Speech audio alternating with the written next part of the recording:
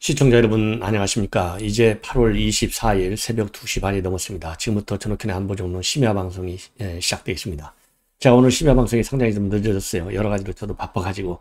근데 또 뉴스가 상당히 많이 쌓여 있는데요. 이번 시간에는요, 이준석이가 어제 이 법원에 제출한 탄원서가 문화일보에 단독 보도로 나와가지고요, 국민의힘이 지금 완전히 지금 부글부글 끓고 있다. 그래서 이 탄원서 내용, 지금 이준석이가요, 이거 셀프 유출에, 셀프 경항에, 셀프 쿨처까지 하고 있다. 이렇게 지금 혹평을 하고 나섰고요. 지금 언론 대응은 내 혼자니까 다른 사람들은, 내 주변에 있는 사람들은 절대 언론 대응 하지 말라고 내가 지침을 내려놨다. 그러니까 내가 얘기하는 것 이외에는 전부 진실이 아니라는 거죠. 여기에 현혹되지 말라는 것이고, 지금 국민의힘에서 여론 공작을 하고 있다. 왜? 가처분 신청이 인용될 것 같으니까. 이게 어제 나왔던 이준석의 홍보, 즉 언론 작전의 핵심입니다. 그래서요, 어제는 8월 23일이죠. 날짜상으로. 어제 무려 SNS를요, 페북에 글을 6개나 올려놨어요. 그러니까 제가 요즘 왜 몇 개월을 올리느냐, 이걸 보냐면요, 말이 많으면 뭔가 수상하잖아요. 그렇죠? 말이 많으면 자기가 몰린다는 얘기예요. 그래서 안 몰린다, 내가 정상이다, 그리고 내 생각은 이렇다라는 걸 보여주기 위해서 이 언론 대응을 많이 하는 겁니다. 그래서 제가 SNS를 과연 몇 개를 올리느냐, 또 굉장히 중요하다. 내용도 물론 중요하지만, 그래서 어제 같은 경우에는 이 탄원서라고 하는 그야말로 이 사상 초유의 이런 재판에서 사상 초유의 탄원서까지 나온 거예요. 그러다 보니까 언론이 파장에 지금 상당히 심각하고, 이준석이는 정말 나쁜 사람이구나. 이미 나쁘다는 건 다 알지만요, 이 정도까지 나쁜 사람인지는 몰랐다. 이게 더 많은 지금 언론의 지금 보도 성향으로 되어 있어요. 그러다 보니까 이제 코너로 몰리는 것이죠. 이 내용을 집중적으로 말씀을 드리겠는데, 6개 핵심은요, 6개 SNS의 핵심은 바로 그거예요. 나는 유출하지 않았다. 그럼 누가 유출했겠느냐? 국민의힘에서 유출했다. 왜 유출했겠느냐? 가처분 신청이 인연될 것 같으니까 겁이 나서 유출했다. 그럼 어떻게 해서 유출됐겠느냐? 유출을 자기가 안 하고 국민의힘에서 유출됐다고 믿는 근거는 뭐냐? 문화일보가 단독으로 보도한 내용을 보면 거기에 열람용이라는 말이 안 나오게 자기네가 보도를 했다고 하는데, 뒤집어 보면, 자세히 보면 열람용이라는 말이 나온다. 열람용. 근데 본인이 가지고 있는 게 원본 딱 하나인데, 본인 이 원본에 자기가 만약에 유출했다 그러면은 열람용이라는 말이 안 나오는데 이게 나왔다는 거예요. 그래서 이것은 국민의힘에서 변호인들이 이거를 열어보고 바로 언론 플레이를 한 것이다. 이렇게 주장을 하고 있는 겁니다. 자, 그래서요, 이렇게 하다 보니까 지금 이제 많은 논란이 야기되고 있고, 그래서 이 내용을 우선 먼저, 굉장히 중요하기 때문에 1차적으로 제가 빠르게 오늘 보도를 해드렸지만요, 지금 이제 심야 입장문 6개니까요, 심야에 또 입장문을 계속 2개씩이나 내놓고 있는데요, 마지막 정리된 걸 보면요, 이렇게 되어 있습니다. 폭로자로 한번 몰아보려고 아침부터 셀프 유출에 셀프 경로하더니 이제는 타조같이 머리를 박고 있는 모습이 그들의 수준입니다. 작정하고 폭로할 거면 전 기자회견을 합니다. 책 장사한다고 오해받을까봐 책에다 쓰지도 않고요, 폭로할 내용을 판사님에게 쓰는 편지에 넣어놓지도 않았습니다. 그러니까 자기는 결별하다 이거죠. 나는 이렇게 세심하게 여러분들을 배려해서, 당을 배려하고, 그리고 언론에 불필요한 이 노출을 막기 위해서 조심하고 있다, 이거를 강조하고 있는 거예요. 내 잘못은 하나도 아니다, 이 언론에 보도된 게. 그리고 지금 이준석 측이라고 나오는 인용 보도는 의미를 둘 것 없습니다. 제가 닿는 위치에 있는 모든 저를 돕는 분들에게 언론 취재에 응하지 않도록 전달한 지 오래입니다. 착오 없으시길. 모든 언론 대응 장부는 저로 단일화되어 있습니다. 요렇게 이제 마지막 직전에 5번째가 이렇게 나와 있고요. 그 다음에 4번째는요, 오늘 아침부터 1년의 과정이 조율되어 있나 보다. 그래서 어제 송달되었을 차필 편지 내용을 열심히 캐치해서 문화일보에서 열람용 안 보이게 해서 이준석이가 유출한 것처럼 보도하게 하고, 당내 익명 관계자는 셀프 유출에 대해서 셀프 경로하고, 주호영 의원은 점심 먹고 나와서 기자들이 물어보면 이준석이 독재자가 된 것 같다고 멘트 치기로. 그러니까 이런 상황 파악 안 된 뜬금포 멘트들이 나오는데, 이게 도대체 이 상황에서 이준석이 독재자가 같은 것 했다, 이런 멘트가 누구에게 공감을 사기 위한 멘트입니까? 1단계에서 이미 열람용인 게 밝혀졌고, 오늘의 작전계에서 다시 수정해서 작전 수행합니다. 그러니까요, 지금 국민의힘의 작전은, 즉 언풀 작전에 실패했으니 새로 작전 수행력을 내놔라, 이렇게 압박하고 있는 내용으로 되어 있어요. 그래서 심야에 나온 이 SNS 입장문 2개가 이렇게 중요한데요. 자, 이러다 보니까 지금 국민의힘 인사들이 오늘 난리가 났습니다. 우선 주호영 위원장 오늘 상임 고문들하고요 오찬을 같이 가졌어요. 이 상임 고문들하고 이제 오찬을 같이 갖고 오찬을 하고 나서 나오다가 이제 언론인들이 물어보니까 뭐라고 하느냐. 자, 이준석이는 완전히 독재자가 된 것 같다. 그리고 당 법률지원단의 검토를 보고 비대위 체제 전환 절차에 하자가 없다. 기각으로 믿는다는 것인데 이게 왜 무슨 법원의 권위에 대한 도전이라고 보느냐. 이렇게 반박을 하고 나섰습니다.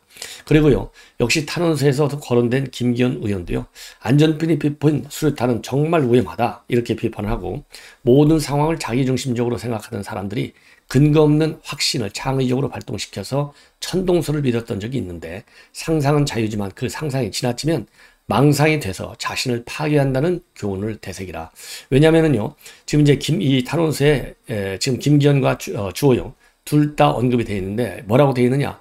김기현과 주호영 하면은 누가 보더라도 이준석과 가까운 사람들이잖아요.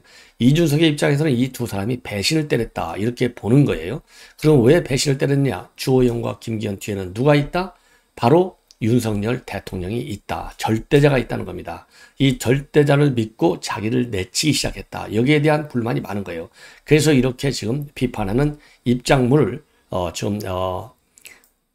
이준석 대표가 내놓고 있는 겁니다. 자, 여기에 대해서 말이죠. 지금 홍준표가 또 제대로 말을 한마디 하고 있어요. 왜냐하면 이준석이가 지금 이제 영화 글래디에이터의 주인공인 이 막스무스의 자기를 비유하고 검투사, 그리고 이제 본인은 윤석열 대통령이 자기에게 가하는 이런 압박과 이런 이 회유, 이런 거를 이제 비판하고 있습니다. 그래서 이제 본인은 막시무스에, 그리고 윤석열 대통령은 황제 코모두스에 빗대서 비판을 했어요. 이 내용을 가지고 지금 홍준표가 다시 이준석을 때리고 있는데 뭐라고 때리고 있느냐. 이제 자중을 하라. 막시무스는 그렇게 당신같이 구질구질 하지 않았다. 그러면서요, 막시무스는 자기 몸을 불살라가지고 조국 로마를 위한 헌신이 있었고 자신의 죽음으로 로마를 살리고 동료 검투사들에게 자유를 줬는데 자신 스스로 살려고 종로 집단을 매도하는 비열한 짓을 막시무스는 절대 안 했다. 더 나가면 코미디가 된다. 그래서 이준석이가 본인을 갖다가 막시무스에 비유한 거, 이거는 말도 안 되는 비유다라고 비판을 하고 있습니다. 예. 자, 참고적으로 이 막시무스, 이하고, 그 다음에 코드모스, 이거는요, 2006년도에 이 글래디에이터가 개봉이 됐는데요. 여기에서 이 황제 총애를 받던 이 막시무스 장군이요, 이 코모두스의 모함으로 이 가족을 잃고 검투사가 돼서 복수하는 내용으로 되어 있습니다. 그래서 이 영화를 빗대가지고 본인은 막시무스, 그리고 윤 대통령은 황제 코모두스에 비교해서 윤석열 대통령과 윤핵관을 비판하는 입장문을 내놓은 바 있어요. 자, 이렇게 되니까요, 어제 그 오찬을 함께 했던 이 상임 고문단의 신영준 고문회 회장이요, 인사문에서 뭐라고 비판했느냐. 이거 집권 초에 비대위가 구성된다는 거, 이거 얼마나 부끄러운 일이냐. 이야말로 당을 이끄는 사람들이 전적으로 책임을 질 일이다. 그리고 법원에 말이지, 이 가처분 신청 소송을 하고 신문 받으러 가는 당 대표가 이게 TV 모습에 나왔는데 이거를 갖다가 쳐다보는 국민 참 어떻게 생각하겠느냐. 한심하다고 생각했지 않았겠느냐. 그러면서 이준석을 강하게 비판하고 있고요. 그리고 대통령 지지도가 20%로 떨어진 점에 대해서도 우려를 표명하면서 어쨌든 대통령이 선거할 수 있도록 주호영 비대위원장이 집안을 잘 다져달라라고 당부에 말씀을 했습니다. 그리고요, 지금 안철수 의원이 MBC 라디오 표창원의 뉴스에 있게 나와가지고 이준석 전당대회 출마하는 거, 이런 거 전혀 자기가 왜 의식하느냐. 누가 나오든 간에 그거는 당원과 국민이 판단하는 것이다. 그러면서요, 당원이라면 누구든지 출마할 자격이 있고 당당하게 당원과 국민의 선택을 받아서 대표로 뽑히는 것이 훨씬 더 당이 정당성을 회복하는 것이다. 그렇게 입장을 밝혔습니다. 그리고요, 이 가처분 신청 이 여부는 법원이 판단하는 것이기 때문에 정당 입장에서는 어떻게 할 수가 없는 것이고, 판단이 나오면 그거는 존중을 해야 한다. 그리고 전당대회 시기는요, 여러 가지 고려가 있겠지만은 우선 당에서는 먼저 민생을 챙기고 난 다음에 전당대회를 하는 것이 옳겠다. 그리고 국정감사를 마치고 시작할 수도 있고 예산심사를 마치고 시작할 수도 있는데 가장 중요한 것은 민생을 챙기는 책임 있는 자세를 보여주는 것이다. 그래서 지금 이제 안철수 의원의 경우에는요, 지금 예산심사, 정기국회 이런 거 다 끝나고 나서 하는 것이 더 안정적으로 당을 이끌고 우리 국민들에게 또 민생을 챙기는 정당으로 인식이 될 것이 아니겠느냐. 그게 바람직한 가야 할 타임 스케줄이 아니냐. 이러한 입장을 가지고 있는 것 같습니다. 그리고 본인 출마는요, 아직 전당대회를 언제 시작할지 스타트도 안 했는데 먼저 밝히는 것은 적절치 못하고, 만약에 전당대회 일정이 나오게 되면 그때 가서 본인의 입장을 밝히겠다. 이렇게 의견을 냈습니다. 그리고요, 지금 본인이 생각하기에 우리 국민의힘은요, 그야말로 보수의 중요한 가치는 물론 간직해야 되겠지만 동시에 중도로 지지 기반을 넓히는 것이 굉장히 중요하다. 이렇게 밝혔습니다. 그리고요, 당내 일각에서 윤핵관의 이선 후퇴 주장이 나오는 거, 사람이 사회생활을 하면 어떤 사람이든 간에 가까운 사람이 생기는 거 마련이고, 그것을 윤핵관이라고 호칭하는 것은 적절하냐. 전횡하고 개인적 이득을 취하면 비판받을 수 있지만 권력과 가깝다는 이유만으로 비판하는 것은 바람직하지 않다. 그렇죠. 아예 역대 정권 언제든지 누가 실세다, 누가 측근이다. 이건 권력이 살아있는 한, 죽은 권력이 않는 한, 그리고 죽은 권력이 돼버리잖아요. 누가 배신 때리고 도망갔다. 누가 이렇게까지 배신을 때릴 수 있는가. 또 이런 얘기가 나오잖아요. 이게 권력이라고 하는 특수현상 속의 특징 때문에, 속성 때문에 윤핵관도 나올 수 있고, 또 비윤핵관, 반윤핵관도 나올 수 있는데, 이거는 자연적인 권력의 연장선, 권력의 속성에서 나온 불가피한 현상이라고 봐야 되는 것이지, 그렇게 윤핵관이라고 하는 그런 인상이 좋지 않은 뭔가 전행하는 것 같은 그런 뉘앙스의 이 컨셉은 옳지 않다. 저도 동감합니다. 근데 저도 이제 윤핵관이라고 이렇게 쓸 수밖에 없는 이유는요, 그게 의미 전달이 제일 빨라요. 어떻게 됐든지 간에. 그리고 누군지도 정확하게 전달할 수가 있어요. 그러니까 그만큼 윤핵관이라는 말을 이준석이가 내놨는데, 이게 이제 일반화된 이 키워드가 돼버렸다. 그러니까 이거를 또 말을 돌리려고 하면 오히려 더 무슨 꿍꿍이 속이 있고 공작적인 냄새가 난다 이거예요. 그래서 저도 윤핵관이다 이런 말을 의미가 별로 안 좋은 의미의 단어로 퇴색이 됐지만은 쓰지 않을 수 없다는 점, 우리 시청자 여러분들께서요, 이해를 좀 해주시면은 대단히 고맙겠습니다. 이렇게 해서요, 지금 오늘 탄원서와 관련된 우리 국민의힘 이 분위기 정말 부글부글 끓을 정도가 아니죠. 우리가 당원이다. 그리고 이 정당이 지금 집권 여당이다. 이런 점이 말이죠. 이준석이가 혼자, 그러니까 미꾸라지 한 사람이 완전히 이 흙탕물을 만든다고 그러지 않습니까? 완전히 흙탕물을 만들어 갖고 거기에서 정말 생존을 해야 되는 이 물고기들이 다 도망가는 이런 현상으로까지 나타날 우려가 있는 거예요. 지금 벌써 도망가고 있잖아요. 이용상들, 이준석이가 싫어서 도망가는 사람들도 많아요. 예. 이준석이가 무슨 홀대 받고 이렇게 쫓기는 징계를 받고 이래서 이탈하는 게 아니라 이준석 같은 사람이 있다는 것 자체가 싫어서 이탈하는 청년들도 많다. 예, 이거를 이준석이가 좀 알아야 될 것 같아요. 이번에는요, 이 감사원 얘기를 좀 하겠는데요. 이 감사원에서 대대적인 감사의 칼자루를 휘두르고 있습니다. 그래서 이 하반기에 보면요, 권력기관을 대상으로 대대적 감사를 한다. 이렇게 지금 발표했어요. 대검, 국가정보원, 중앙선거관리위원회, 그 다음에 공수처, 이런 권력기관을 대상으로 한 감사를 실시한다. 이렇게 밝혀져 있고요. 그리고 탈원전 감사도 추가적으로 지금 하반기 감사 계획에 넣고, 코로나 백신 도입과 관련된 대응체계, 이 문제도 후반기 중점 감사상으로 추가했다.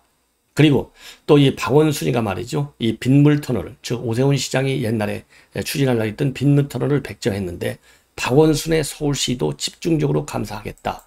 이러한 입장까지 지금 나왔습니다.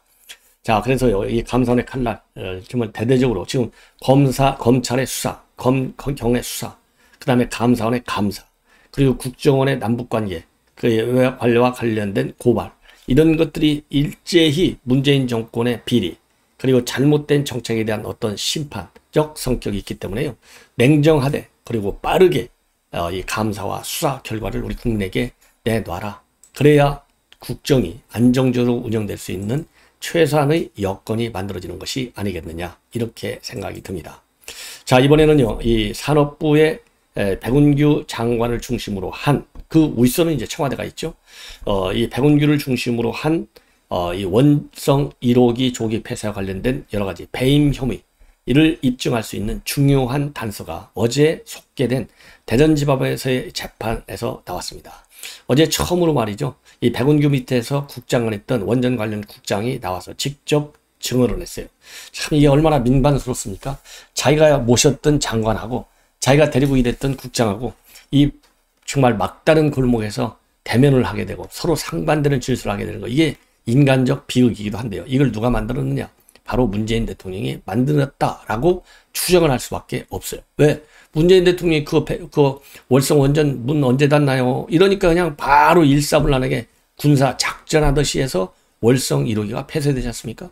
근데 그 폐쇄가 경제성 조작이라고 하는, 그야말로 뭐라고 그러죠? 이거 뭐 이 국가 에너지 사업의 근간을 무너뜨리는 지침 하나로다가 지금 재판까지 받는 상황이 됐고요.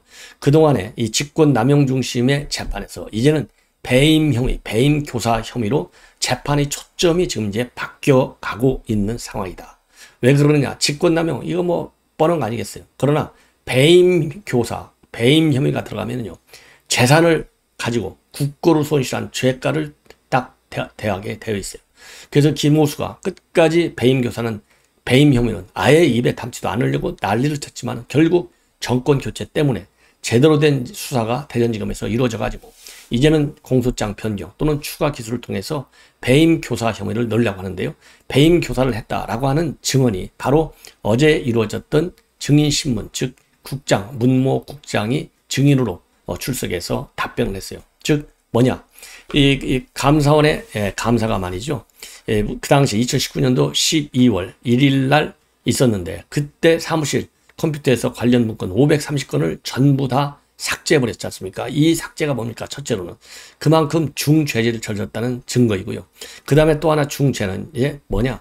한순이 말이죠. 이 월성 1호를 빨리 폐쇄해야 되겠다, 이런 지침을 받으니까 그거 어마어마한 비용을 들여서 이게 수리한 거예요. 5천억이 넘게 들여서 전면 수리했지 않습니까? 그러니까 이게 조기 수리가 말이 같아.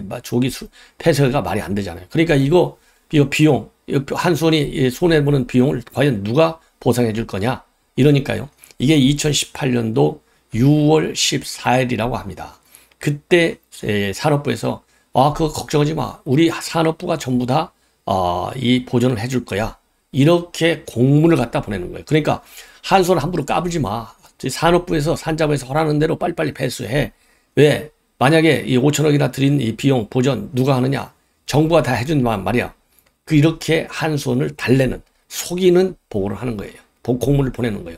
그런데 이 어마어마한 비용 보전이 어렵다는 거, 이거 전부다. 그리고 이게 잘못하면 배임형으로 몰린다는 거를 백운규도 알고 한손도 알고 청와대도 알고 다 알았다는 거예요. 그럼에도 불구하고 이 공문을 보내서 한손을 달래고, 한손은 이 공문을 믿고 결국은 즉시 가동 중단을 결정한다는 겁니다. 그러니까 이후 2018년도 6월 15일 날 이사회 의결을 통해서 즉시 가동 중단을 하는데, 그리고 즉시 조기 폐쇄를 결정하는데, 바로 하루 전날 한손을 달래는 우리가 비용은 보전해줘, 걱정하지 마, 이런 문서를 가졌다가 산업부에서 한손에 보낸다는 겁니다. 그래서 그 당시에 원전이 굉장히 중요한 이슈였기 때문에 원전산업정책국에서 이 월성 1호기 관련 국정감사 자료까지 만들어 가지고요, 백 장관한테 보고까지 했다는 것을 증언을 했어요. 그래서 지금 검찰이 오늘 밝힌 내용을 보면 5천여 원을 들여갖고 전면 수리한 월성 1호기 조급 폐쇄, 손실을 정부가 보전해야 하는 문제를 놓고 산업부와 한수원에 실랑이가 있었다라는 것을 이게 의미하는 것이고, 그리고 이러한 증언은 백운규 장관이 조기 폐쇄 시에 비용 보전 부분이 중요하고 한수원은 업무상 배임이 될 수 있다는 것을 인지하고 있었다는 증거다라고 주장을 하고 있습니다. 그래서 결론, 이 비용 문제가 굉장히 중요한 쟁점이 되고 한수원도 배임이 될 수 있다, 이런 것을 다 인지하고 있다고, 인지하고 있음을 이 증명해주는 굉장히 중요한 증언이다. 자, 그래서 이 증언 하나로 배임교사 혐의를 입증할 수 있는 중요한 스모킹건이 아니냐, 검찰은 그렇게 보고 있다고 하고요. 이 백운규가 배임교사 혐의로 재판 3심까지 가서 인정을 받는다고 하면 결국은 문재인도 배임 혐의로 걸릴 수밖에 없다. 그래서 이게 문재인까지 걸리기 때문에 김호수가 끝까지 막은 거예요. 그래서 이제 백운규 한손에 1,481억 원의 손해를 입히도록 지시를 했다. 이게 배임 교사 혐의의 핵심으로 되어 있습니다. 그래서 이게 이제 많은 또 파장을 일으킬 것 같고요. 그래서 1481억 원의 손해를 입힌 혐의, 여기에 대해서는 검찰이 추가 기소하거나 또는 공소장 변경을 추진한다. 이렇게 지금 알려져 있습니다. 자, 이제는 이제 마지막으로 단편 뉴스 하나 두 개만 말씀을 드리겠는데요. 우선 김건희 여사의 녹취록 7시간짜리를 갖다가 언론 작년 7월부터 6개월간에 걸쳐서 52차례 통화한 내용을 몰래 녹음한 사람이 바로 서울의 소리의 이명수 기자. 그동안에요, 서울경찰청에서 쭉 수사를 해왔는데 이명수 기자를 서울청에서 이제 검찰에 송치를 했습니다. 그래서 이제는 검찰에서요, 정식적으로 기소 조치를 하고, 이런 사람은요, 자, 구속 수사를 해야 되는데 참 이거 걱정입니다. 예. 그래서 이제 재판으로 넘어가기 직전의 상황으로 와 있고, 이 국민의힘에서는요, 이명수 기자를 갖다가 통비법, 공직선거법 위반, 그 다음에 주거 침입 혐의로 고발한 바 있고요.